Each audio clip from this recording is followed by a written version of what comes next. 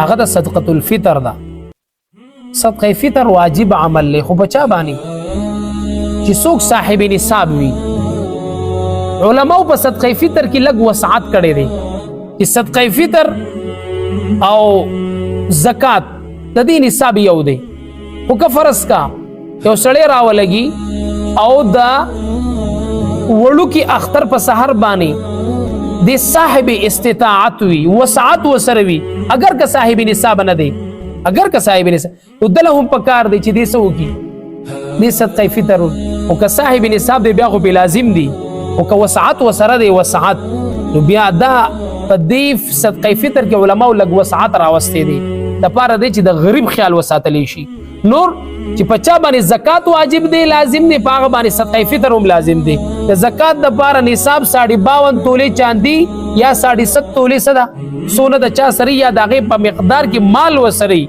او په زکات کې ولا حولان حول کال شرط دی، په صدقه فطر کې ولا کال شرط نه دی، کال ولا شرط نه دی. زمونږ د فتاوی حقانیه کې لیکلي دي یو سړی د صدقه فطر وسعت وسره دومره دی چې د سره مثلا یو غوا ده یو میخه ده چې هغه د ضرورت نه زائد ولاړه ده، په د باندې هم صدقه فطر لازم دی چې د صدقه فطر سکی ورکی. او صدقه فطر په هغه چا باندې دی چې د صاحب نصاب دی. په کم ټیم کې کله چې د وړو کې اختر سحر شي صبح صادق راوخیږي دی په د باندې او صدقه فطر ورکول څه دی لکه لازم دي. دا نصاب علماء ذکر کړي او نصاب ما تاسو ته خو چې 52 تولې چاندي وسره شتا یا 7.5 تولې سونه وسره شتا په د باندې صدقه فطر ورکول څه دي واجب. صدقه فطر به غریبانو لور کې چاله چې زکات ورکول کی مونږ وی زکات به پلار لنه ورکی نکله به نه ورکی دسی اصول له او فروع له زکات نه ورکی، فروع له بچی له زکات نه ورکی، نسیل له زکات نه ورکی، کړه وسیله به زکات دی له زکات، اصول فروع له زکات نشي ورکولې. هم دقه رنګي پلار له نکله ور نکله به صدقه فطر هم نه ورکی، زویله نسیله کړه وسیله به صدقه فطر نه ورکی.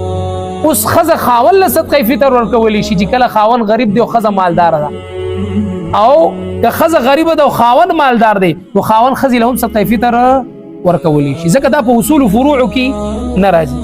رور له ورکولی شي صدقه فطر، رور غریب دی او بل رور څه دی مالدار دی، نو دا رور دی بل رور له څه ورکولی شي صدقه فطر، ځکه دی په اصول فروع کې راضي نه.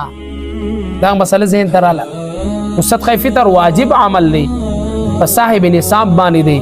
پلار دی د کشران بچی دی نابالغه، په پلار باندې لازم ده چې د دې نابالغ بچو سور کې صدقه فطر ورکی.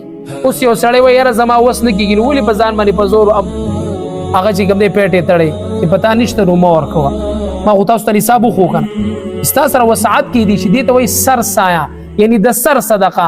هر څوک وای کنه چې زما سر دی بچي یا لکه اپتر روان هر څوک په خپل سر لاس کې دي، لہذا د خپل سر خیر غواړي نو راواله او په دې رمضان المبارک کې او په دغه رنګ د صدقه فطر ورکړه چې الله دې سو کې د سر حفاظت وکړي. لہذا اوس بل اهمه مسله ده چې د بهر نه خلک ریږي. د بهر د خلکو فتاوی حقانیه کې لیکلي د انګلند یو کس ته تاسو کې د مفتی صاحب چې زه په انګلند کې اوسېږم او بچي او اهل او عیال په پاکستان کې، آیا زب صدقه فطر کم ورکوم؟ دا مسله اهمه ده. خدا د ما د فتاوی حقانیه دا مسله راوغست.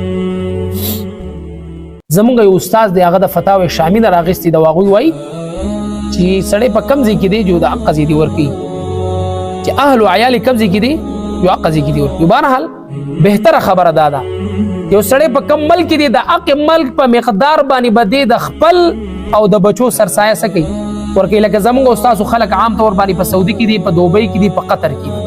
اوس چې د سعودي مثلا 25 ریال هغوی غالبا چې مقرر کړي 25 ریال څومره جی 25، او دغه سعودي والا با خپل سرسایه 25 ریال ورکی او د بچو چې کم نابالغ دي هغوی به هم څه ورکی 25 ریال. دا بهتر عمل دی. تراوه لګېدلو او د پاکستان په ریټ یې ورکړله نو هم څه ده کېږي، خو بهتره کم ده.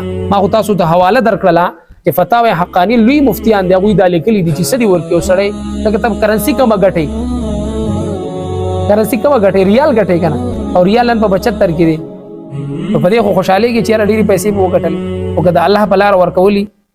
حضرت عائشہ رضی الله تعالی عنها ته یو زنانه رااله الله سي په نستوړو کې پټ کړی دي.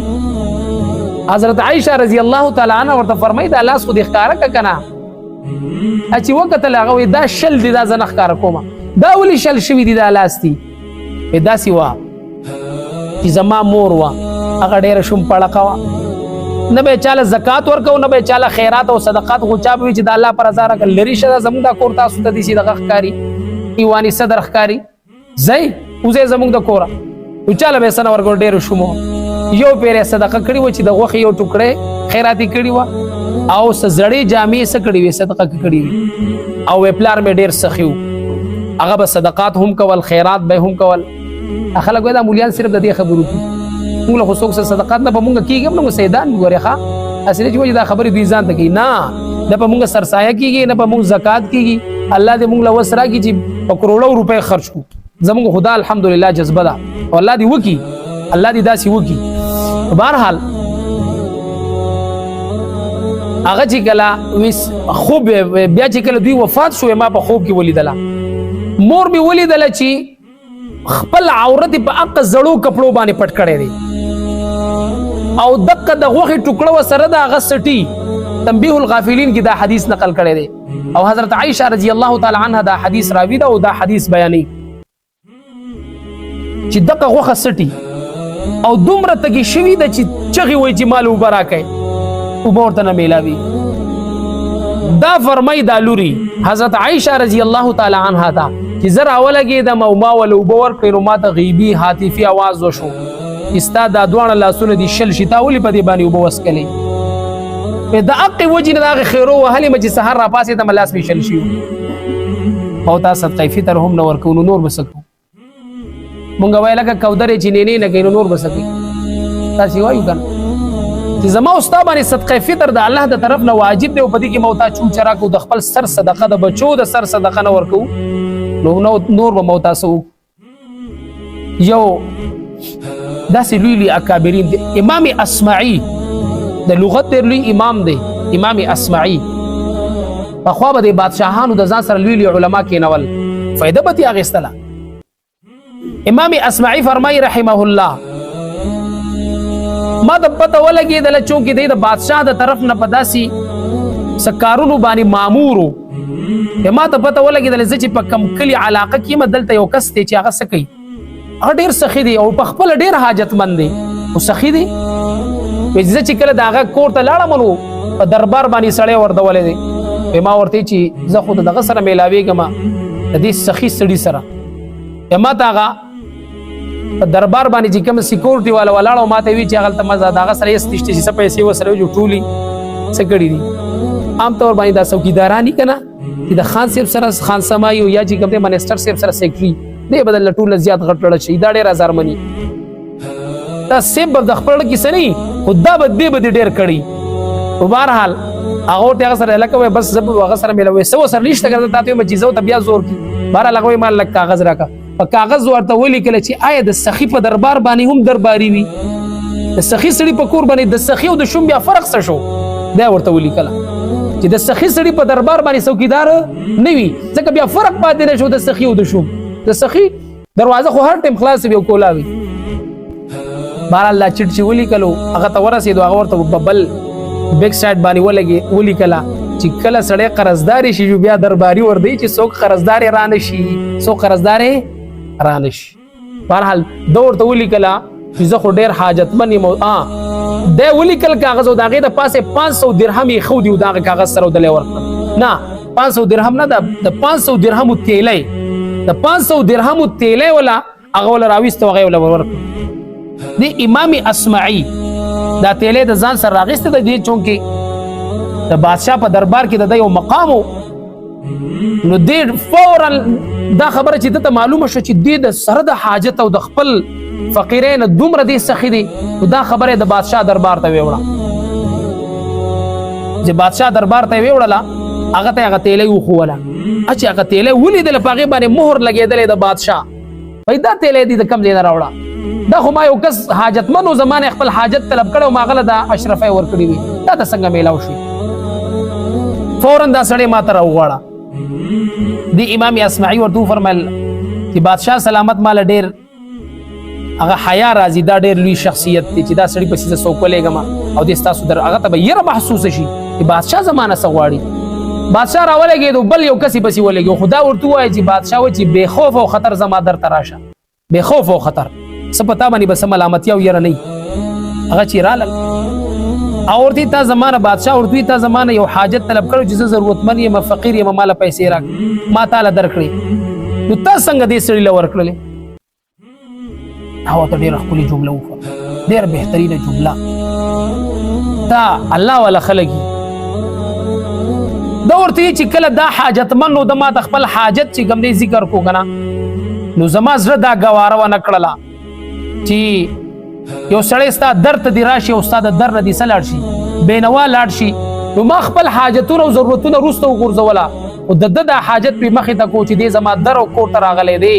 ځکه یو سړی چې کوم دی یو انسان یو سپی څوک د خپل در نه داسې بېنوا نه لیږي، نو یو انسان د چا در ته لاړ شي هغه بېنوا لیږل دا ماته چې کوم دی خپل نفس اجازت نه راغی. بادشاه سلامت اعلان وکړه لکه 1000 دینار دله په انعام کې ورکوي، 1000 دینار ولپی. زما ورور عزتمند کمو ته په الله غیرت وکړو، الله خو غیرتی بادشاه دی. کمو ته د صدقه فطر د زړه نه ورکو، عام صدقات د زړه نه وکړو، الله جل شانه غیرتی بادشاه دی. الته به زما استاد سره هغه معامله وکړي زما ستا په وهم او ګمان کې به ناراضي. لکه د حضرت عائشه رضی الله تعالی عنها د دې واقعات د تاسو ته سبق پیلاو شو.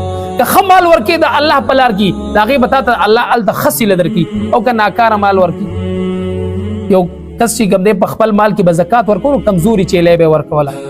په خوب یې ولیدو چې د ده دا ټولې ګډې بېزې په ده باندې راغونډې شوي دي او څه کوي، پښکر یې وهي او زرې زرې کوي.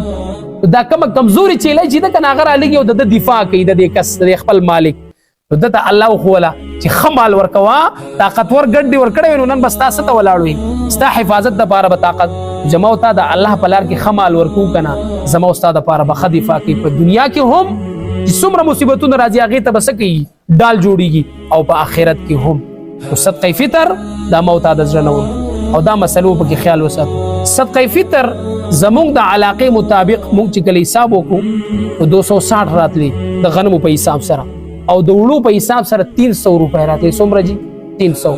نو ما او تا د غریبانانو خیال وساتو، 300 روپۍ راولګو سړي سر، دا سرسایه چې کوم دی غریبانانو له ورکو چې بچا باندې زکات کوي، سید له به نه ورکو، سید له په سید باندې سرسایه دا واجب عمل دی، او دا چې کوم دی د مال خیرې دی، دا بچا له ورکي، غریب له به ورکي، نادار له به ورکي چې بچا باندې زکات سوي زکات کوي. ٹھیک شو جی؟